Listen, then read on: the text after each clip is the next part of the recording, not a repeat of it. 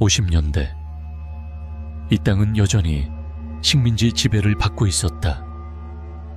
그러다 DMBMF 전투의 승리로 인해 푸른색, 흰색, 붉은색의 삼색기가 이 땅에서 완전히 사라지게 되었다.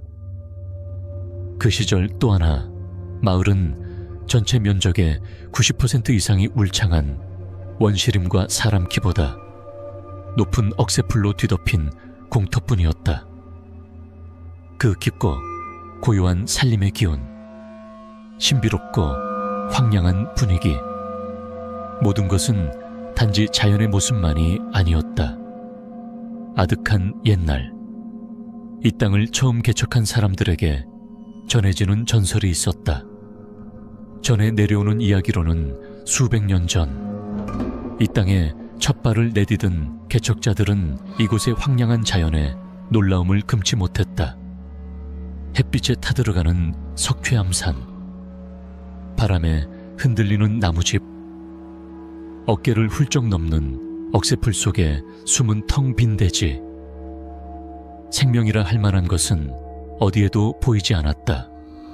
그러던 어느 날, 한 산속 동굴에서 상스러운 신령이 모습을 드러냈다. 그는 이 척박한 땅에서 고통받는 사람들을 가엾게 여겨 손끝으로 자비를 베풀었다. 그리고 수백 리를 휘감는 거대한 용으로 변해 계곡 아래로 몸을 던졌다. 며칠 동안 폭우가 쏟아졌고 그동안 이글거리던 태양은 자취를 감췄다. 숲은 생명을 되찾고 야생동물들이 모습을 드러내며 사람들의 삶에도 생기가 돌기 시작했다. 그 전설이 진실인지는 아무도 모른다. 단지 분명한 것은 그 평온했던 삶은 결국 전설 속 이야기일 뿐이었다는 것이다. 왜냐하면 이 반상간 지역은 옛부터 권력을 노리는 자들의 투쟁터였기 때문이다. 깊은 산에 감춰진 외길 하나만이 마을로 들어오는 유일한 통로였기에 전략적으로 누구든 차지하고 싶어 했다.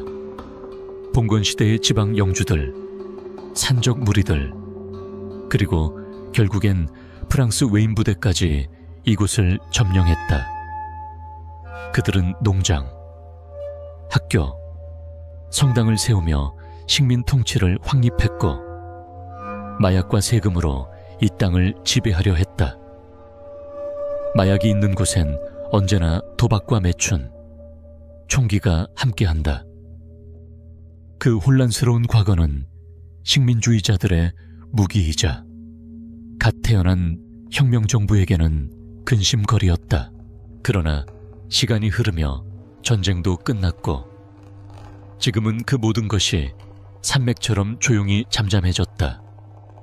하지만 그 고요함 속엔 무언가 설명할 수 없는 기이한 기운이 감돌고 있었다. 마치 옛날 신령이 이 땅에 생명을 불어넣던 그 전설처럼. 그 고요함은 또 하나 인민위원회와 청새도 감돌고 있었다. 그곳은 현재 후안 서기가 일하는 자리였다. 후안은 고개를 숙이고 세월의 바랜 눈으로 주민 등록부를 들여다보고 있었다. 익숙한 이름들 뿐이었다. 사방이 석회암 산과 숲으로 둘러싸인 이 마을엔 모든 이가 서로를 알았다. 후안은 조용히 고개를 저었다. 눈가에 길게 가로지른 흉터가 꿈틀거렸고 그 흉터는 그의 눈썹을 가로질러 깊이 파여 있었다. 그는 반사적으로 옆을 돌아보았고 깡마른 얼굴에 각진 턱선과 도드라진 광대뼈, 길고 똑바른 코는 후안을 더욱 엄격하고 고된 인상으로 만들었다. 그는 주민등록부를 서랍에 넣고 나무로 된 의족을 끌며 청사 밖으로 나와 담배를 피우려 했다. 또 하나는 가구 수가 200호도 안 되는 작은 지역으로 주민들은 산비탈과 언덕에서 가축을 키우고 옥수수, 고구마를 재배하며 살고 있었다. 토양이 척박하고 생활 환경은 어려웠으며 교육 수준도 낮았다. 그 어려움은 인민위원회 건물의 낡은 회칠벽, 손으로 만든 투박한 벤치, 누렇게 바랜 종이로 만든 노트, 군에서 하사된 호치민 동상과 후안 서기가 입은 헤어진 군복에까지 그대로 드러나 있었다. 후안은 청사처마 아래 바닥에 앉아 연초를 비벼가며 피울 준비를 하던 중 지나가던 노인을 보고 고개를 숙여 인사했다. 하지만 그는 곧 손을 멈췄다. 그 노인이 청사문 앞에 멈춰 서서 자신을 바라보고 있었기 때문이다. 후안은 멀쩡한 눈으로 노인을 바라보며 파이프를 내려놓고 천천히 일어나 정중히 말했다. 소안 할머니, 무슨 일로 이 더운 대낮에 다니세요? 소안 할머니는 일은 가까운 농부였지만 어딘가 그를 아는 듯한 기품이 있었다. 그녀는 고개를 숙이며 말했다. 서기님, 안녕하십니까? 아이고, 할머니, 왜 자꾸 저를 그렇게 부르세요? 저 삐질 거예요. 예, 네, 그럼요. 아니 근데 이렇게 더운 날엔 쉬셔야죠. 어디 가시는 길이세요? 할머니는 고개를 들며 힘겹게 한숨을 내쉬었다. 소를 몰고 돌아오는 길입니다. 서기님, 후안은 이내 미간을 찌푸리며 할머니를 그늘로 이끌고 말했다. 자식들은 어디 가고 왜 할머니 혼자 소를 몰고 다니세요? 햇볕도 너무 강한데. 할머니는 길게 한숨을 쉬고 고개를 저었다. 어휴, 걔네들 말이에요. 요즘 집안일은 신경도 안 써요. 다 어디 가서 또 그 대간 성령 얘기를 들으러 갔다네요. 성령을 믿고 기도하면 언젠가 대간의 골짜기에 들어갈 수 있다고 하더라고요. 그러면 신께서 우릴 보듬고 보호해 주신다나요. 후안의 눈과 흉터가 다시 한번 꿈틀거리자 소안 할머니는 움찔하며 말을 멈췄다. 그녀는 그의 권위를 본능적으로 두려워한 듯 보였다. 후안은 이를 눈치채고 흉터를 무의식적으로 문질렀다. 그는 헛기침을 하며 억지 미소를 지었다. 또 대간 성령 얘기군요. 자식들이 그 사람 따라다닌 게 언제부터예요? 얼마 안 됐어요. 근데요, 요즘 이상한 말들을 하고 다녀요. 소련이 망하고 미국한테 복수하려고 러시아가 핵폭탄을 쏠 거라나요. 2000년이 되면 세상이 끝나고 중국이 쳐들어와서 남자들을 다 죽이고 여자들은 납치하고 아이들은 간을 빼고 혀를 자른다나요. 그땐 대간의 골짜기 안에 있는 사람들만 살아남는다고요. 그곳으로 들어가지 못한 사람들은 다 죽는다네요. 방사능에 오염돼서. 핵이에요. 할머니, 핵폭탄이요. 핵이지 씨앗이 아니에요. 핵이든 씨앗이든 그게 그거 아니오. 후안은 억지로 웃으며 고개를 저었다. 그러나 그의 입가에서 터져나온 숨은 무거웠고 침을 삼키는 목소리는 떨려 있었다. 소안 할머니의 말은 어딘가 우스꽝스러웠지만 전부 실제로 벌어지고 있는 일이었다. 훈도 이 전하 사회에 새롭게 떠오른 신앙 집단이 있다는 소식을 알고 있었다. 사람들은 그것을 대안성 다안성이라고 불렀다. 그들은 대안성이 산속 동굴에서 나와 이 땅에 백화제방 바이화기펑의 축복을 내려 번성하게 하고 그 영이 한 남자에게 깃들어 신도들을 대안계 다안시, 즉 인간 세상의 천국이라 부르는 선경 셴징으로 이끈다고 믿었다. 훈은 긴장된 표정으로 소안을 바라보며 고개를 절레절레 흔들고 한숨을 내쉬었다. 이 일은 제가 천천히 알아볼게요. 며칠 뒤에 애들하고 직접 이야기해 보겠습니다. 상황을 좀 더 구체적으로 봐야 할 것 같아요. 난 못 기다리겠네.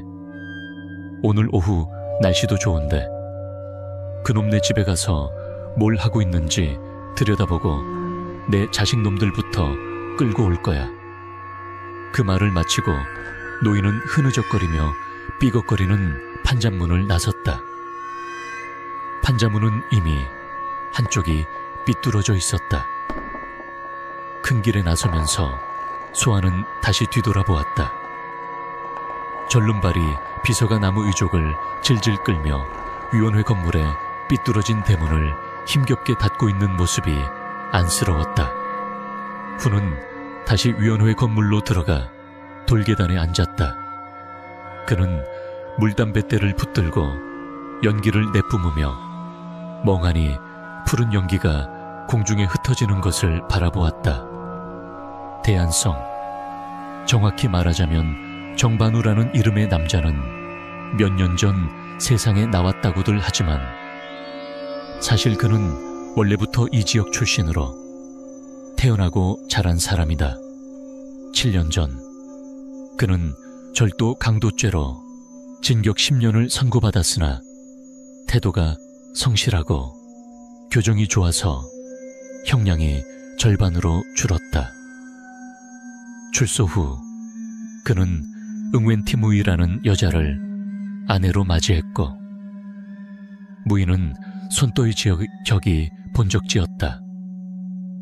그 무렵 그는 가족이 소유한 버려진 땅을 기반으로 살림을 꾸렸다.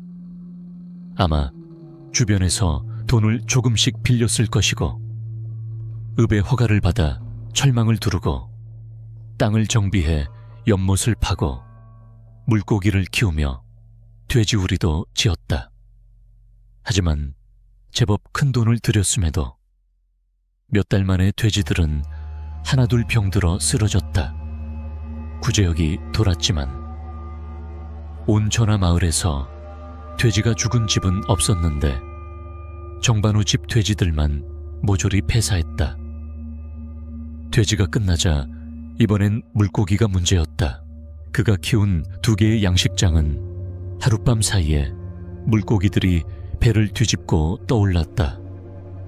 팔려고 해도 사는 사람도 없었고 공짜로 주려 해도 받아가는 이가 없었으며 정작 본인도 먹을 엄두를 못 냈다. 교도소에 다녀온 전과자 신세, 재산까지 말아먹고 빚더미만 쌓인 그는 며칠 뒤 술에 취해 숲 가장자리에서 하늘을 향해 욕을 해대며 돌아다녔다. 그러다 차에 일주일도 지나지 않아 정반우는 자신의 양식장 연못에서 숨진 채 발견됐다. 시체를 처음 본 사람은 무이였다. 남편이 돌아오지 않자 불안해서 찾으러 갔다가 물가에 엎드린 채 얼굴이 창백해지고 입술이 검푸르게 질린 남편을 발견했다. 무이는 사람을 부르지도 않고 흐느끼며 남편의 시신을 업고 집으로 돌아와 곧장 수의를 준비했다. 이상한 일은 그 뒤부터 벌어졌다. 그날 훈도 사망신고서를 작성하기 위해 현장에 있었고 그 외에도 정씨 집안 어른인 다이 씨가 보건소 직원 자격으로 나와 시신을 확인했다. 맥을 짚고 심장 박동을 다시 살핀 뒤 다희 씨는 코를 훌쩍이며 눈가를 훔치고는 탄식했다. 이런 35밖에 안 된 젊은 놈이 벌써 이렇게 떠나다니. 그 말을 듣자 무인은 큰 소리로 흐느끼더니 그 자리에서 주저앉아 버렸고 주변 사람들이 달려와 이마를 주무르고 관자놀이를 문질렀다. 훈도 한숨을 내쉬며 사망신고서에 서명했고 장례 준비가 차질 없이 진행되도록 했다. 정반우에게는 부모도 이미 돌아가셔서 친족이라고는 다희 씨뿐이었고 결국 다희 씨가 상주 역할을 맡았다.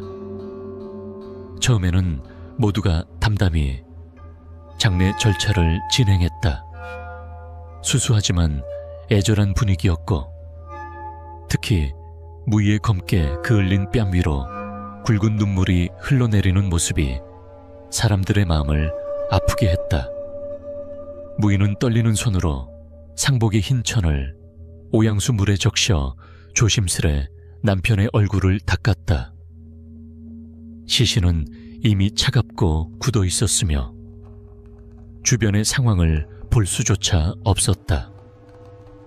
입관 시간이 다가오자 다희 씨가 고개를 끄덕이며 신호를 주었다. 젊은이 몇이 달려와 무의를 일으켜 세웠고 다희 씨는 의식을 외우기 시작했다. 자립, 누구를이라고 읊는 순간 갑자기 상가 안이 얼어붙었다. 시신의 얼굴을 덮은 흰 천 아래에서 새까만 아스팔트 같은 피가 흘러나오기 시작했다. 피는 천을 타고 바닥에 뚝뚝 떨어졌다. 친척이며 이웃들은 물론 다희 씨까지도 겁에 질려 뒷걸음질 쳤다. 무의만이 질질 기어가서 남편의 얼굴을 덮은 천을 걷고 옷자락으로 남편 입에서 터져나온 피를 닦아냈다. 다희 씨는 한참을 떨다 겨우 목소리를 가다듬었다. 무의야 무의야, 이리 비켜 누가 새 수건 좀 가져와라.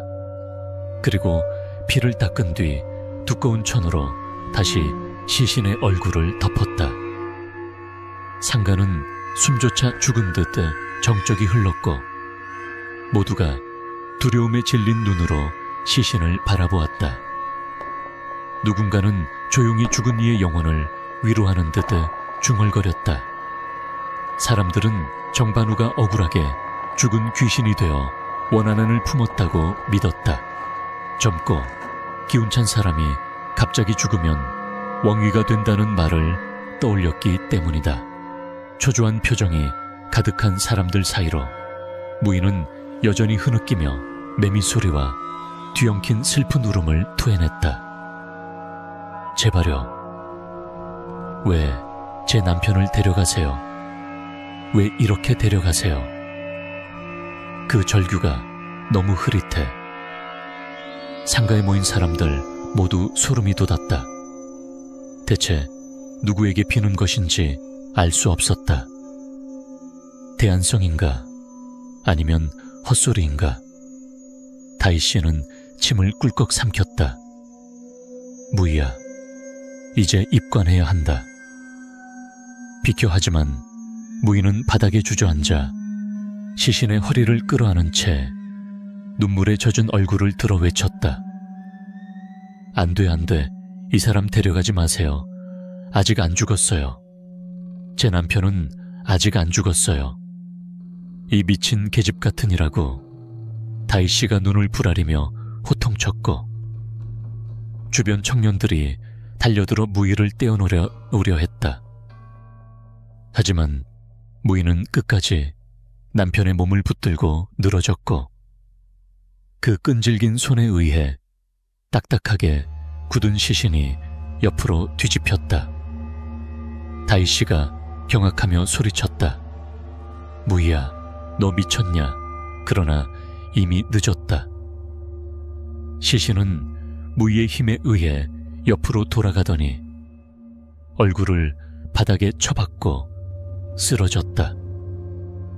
아이고, 여보, 일어나요. 제발 일어나요. 상가는 숨이 막힐 듯 조용해졌다. 겁 많은 몇몇은 아예 달아났고 남은 사람들도 충격에 질린 눈으로 시선을 돌렸다. 시신의 입에서는 다시 검은 피가 흘러나와 바닥에 고였다. 무인은 여전히 남편을 부여잡고 미친 듯이 울부짖었다. 대안성이 우리 남편을 데려가 대안성이 데려간다고 했어. 우리 집은 연못도 돼지도 다 바쳤는데 왜 제발 데려가지 마세요. 그녀는 남편의 몸을 흔들며 울부짖었고 다희 씨도 잠시 얼어붙었다가 달려들어 무희의 팔을 떼어내고 그 얼굴을 힘껏 한 대 내리쳤다. 무희는 비틀거리며 넘어져 입가에 피가 맺혔다. 그런데 그 순간 굳어있던 시신이 갑자기 경련을 일으켰다.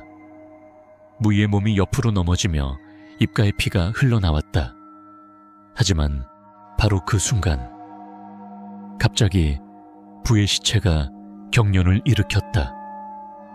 그 순간 마당은 다시 한번 얼어붙은 듯 조용해졌다.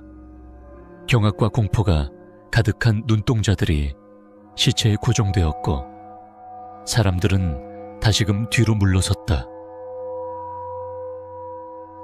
살려줘. 분명히 죽은 줄 알았던 부가 입을 벌려 신음소리를 냈다. 얼굴은 여전히 창백했고 눈동자는 떠있지 않았지만 명백히 몸이 떨리고 있었다. 모두가 숨을 삼킨 그 순간 무희는 벌떡 일어나 남편의 얼굴을 감싸 안고 울부짖었다. 봐요. 내가 말했잖아요. 내 남편은 아직 죽지 않았어요.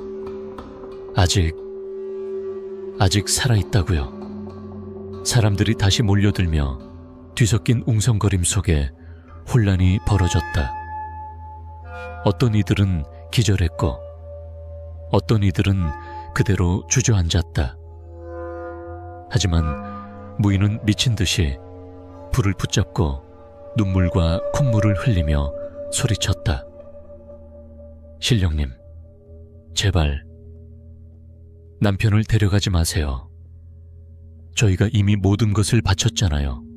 물고기도 돼지도 다 드렸잖아요. 그 말에 누군가는 뒤를 돌아 도망치며 귀신이다, 귀신이 살아났다 라고 외쳤다.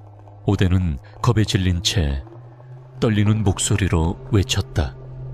누구 좀 119 불러 얼른 병원으로 옮겨야 돼. 하지만 정작 부의 몸은 더 이상 움직이지 않았다. 방금 전의 경련은 마치 마지막 생명 반응 같았고 이내 다시 몸은 차갑고 굳어졌다. 그날 이후 마을 사람들은 부가 다시 살아났다는 소문과 신령이 몸에 내렸다는 이야기를 술자리에서, 장터에서, 바닷가에서 속삭이기 시작했다.